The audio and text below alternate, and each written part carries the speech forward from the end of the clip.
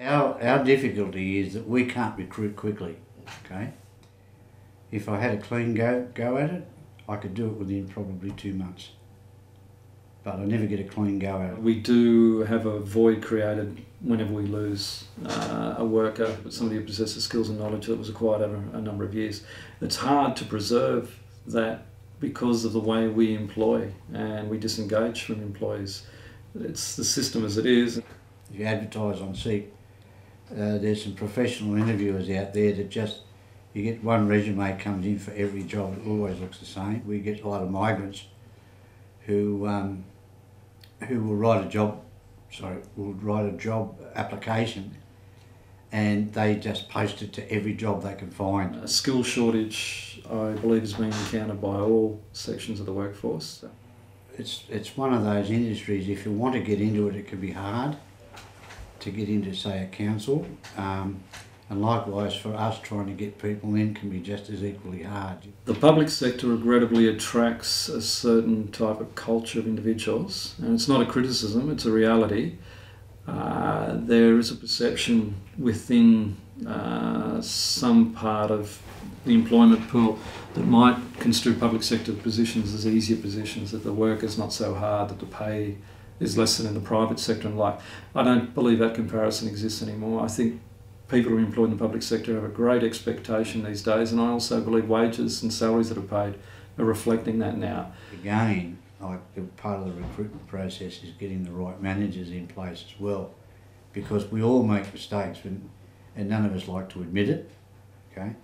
But if you admit to them, oh, hang on, we got this wrong, therefore you're saying, okay, we got it wrong, now we're going to try and turn around and fix it.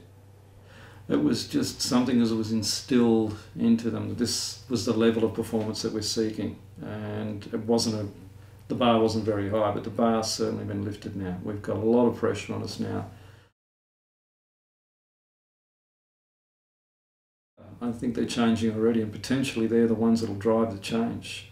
I think they enter the workforce with a different attitude. Local government, state government, federal governments change. There's a lot of expectations of people to go into this industry. We are a service delivery organisation, and we are dedicated to delivering what is required by our residents, by our employers. An advantage of being employed in the public sector is, I think, as opposed to the private sector, we offer more job security, and we definitely, in most cases, offer more benefits to the individual. Generally speaking, people that come into a council do make a career out of the place, or within the place I should say, and it's a good place to work.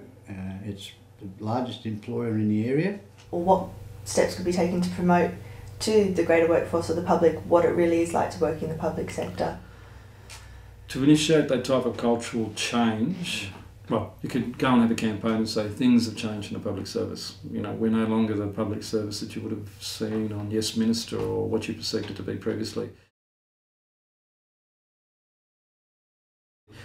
Personal wish of my own is that if it was all possible, if we could introduce job share for people who are studying with people who are close to retirement, so that they could phase out of the workforce slowly, still put in 2, 3 or 4 days a week in their current positions, but at the same time merge in with students or people who are studying in their roles to take up that 1, 2 or 3 days, have an overlap and exchange that information.